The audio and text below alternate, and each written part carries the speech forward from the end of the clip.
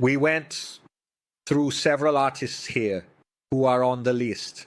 We talked about your partnership with Rosa. You mentioned Ivan Nins and cited a few other people here. Here, man. Milton Nascimento, with whom you recently did something with Esperanza Spounding on NPR, right? Exactly. But where was that? It was at Milton's. It was at Milton's house, okay? Including Felipe Coimbra as well, right? Yeah, whom I met during that work there. Felipe came here too. I'll mention other names here, and you tell me what would be interesting to highlight. Man, Edu Lobo, what did you do with Edu? Wow, Edu. What another amazing thing to be part of, right? To have that luck, right? Yeah, that's been there, okay? Wow, damn, Edu is fantastic too. I did many shows with him and had the honor of participating in his 70th birthday DVD, right? So with Cristóbal Bastos doing the arrangements. Did a lot of shows with him? I did a lot of shows with him. With a band? With a band. You on the guitar? Guitar, okay. Always guitar, right? Jurim on drums, and sometimes Carlos Malta, sometimes Sinizo, right? Jorge Helder. And Cristóbal, right? And does he only play his own songs? Mingo Araujo. Yeah, only his songs, and yeah, because he has a ton of songs too, right?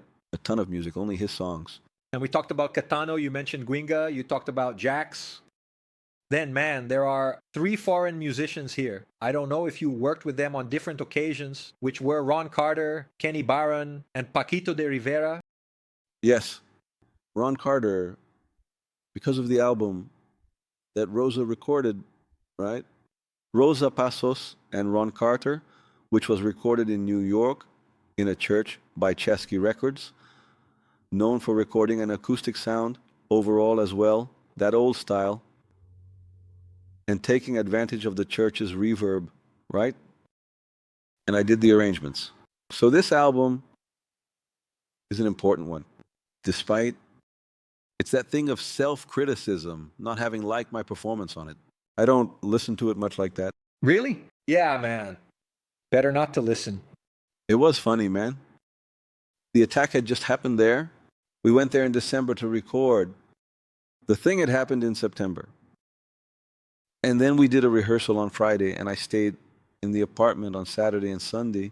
Man, I'm going to record with Ron Carter on Monday.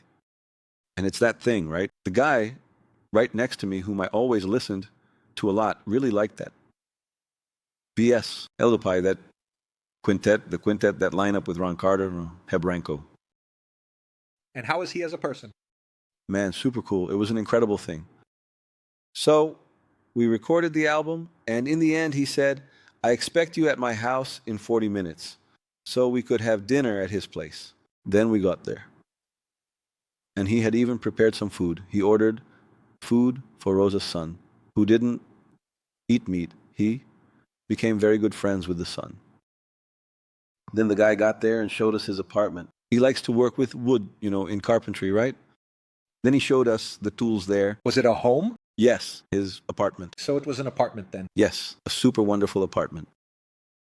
Then he said that his son is a visual artist and had already held an exhibition here at Villa Riso, here in Rio, and so on. Man, super cool, man. And surprising because during the work that guy, right? Very reserved, stern. I looked back and saw Roncato with his head down. Kind of, I don't know, storing energy for the thing, Sometimes a problem would occur. Then we'd go again, I'd look over, and he was there, super serious. And it was a recording that was very different from everything, like Paulinho Braga. Move your drums away. The mixing of the play was like this. Move your drums away. Then Paulinho was getting further and further away. And I wanted to hear Paulinho. Paulinho, now play only with brushes.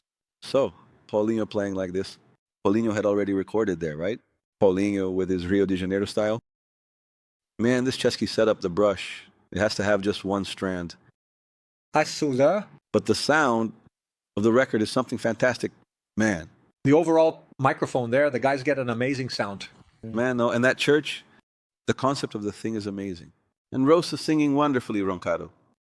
The record, it's just me who had a grudge against the record.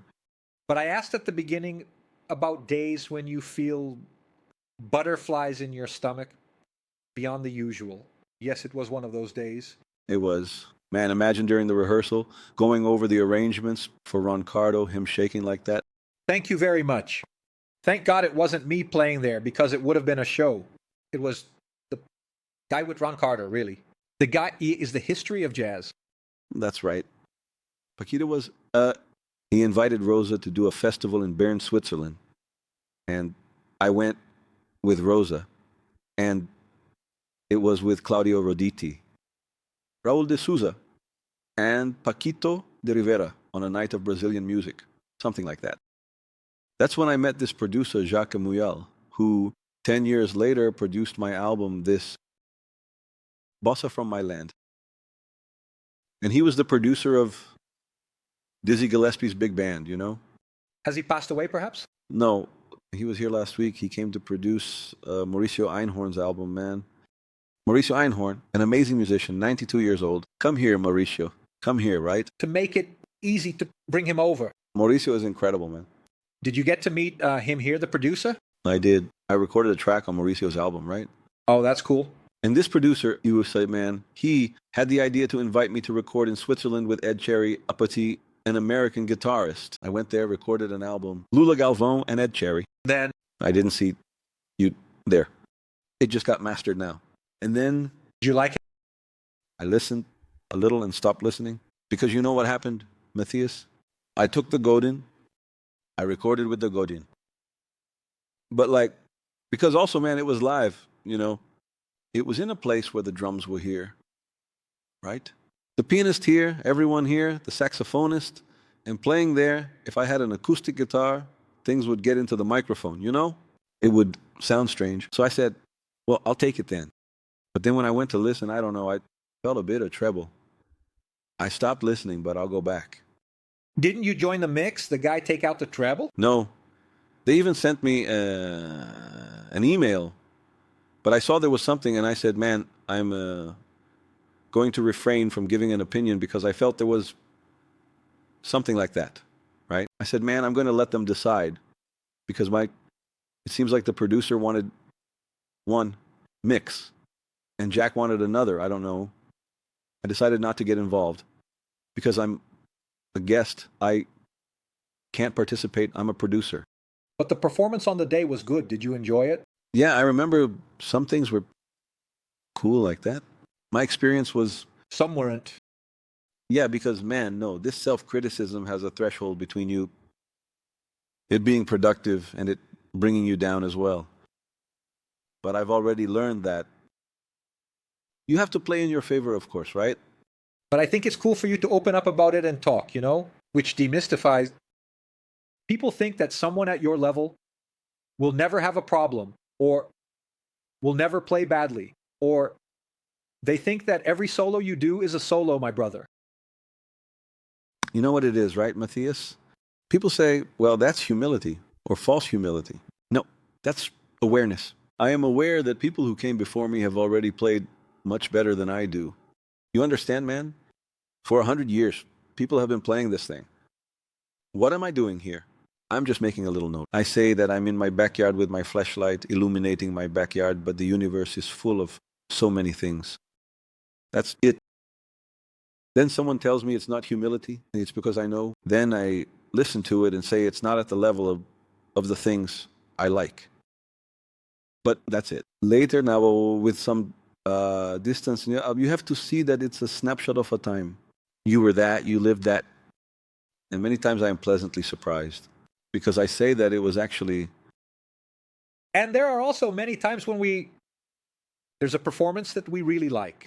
But when you zoom in with a magnifying glass, you don't like it as much. Exactly. And sometimes the opposite happens too. You think it was cool.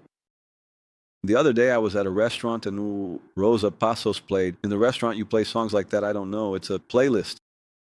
And I saw a guitar solo that I did, I think, with Namoro Aconteche on an album. I think it's Azul, if I'm not mistaken, with Rosa Passos, if you look it up on YouTube. I found the guitar solo interesting. Sound was nice because I struggle, because I also connect directly, you know? I don't connect to the amplifier. But you know what happens? The jazz crowd has a mindset that's less concerned with the sound, with the tone. It's the musician who wants to play. I know what that is, and I recently started to worry more about the tone issue. Because in other styles, they care a lot. But if you take a Petra Fane, he's someone who has a perfect tone, you know? You take a Mike Stern, the tone is perfect. Yeah, because there's a signature too. The guy hears it, not just by the style. The guy he identifies it by the guy's tone, by the voice the guy has there. And they make a point of it, you know? Of, no, the guy has to have my sound. If I don't have my sound here, if it's not perfect, it won't happen. They insist, because every performance can be recorded, or every album is an album that will last forever.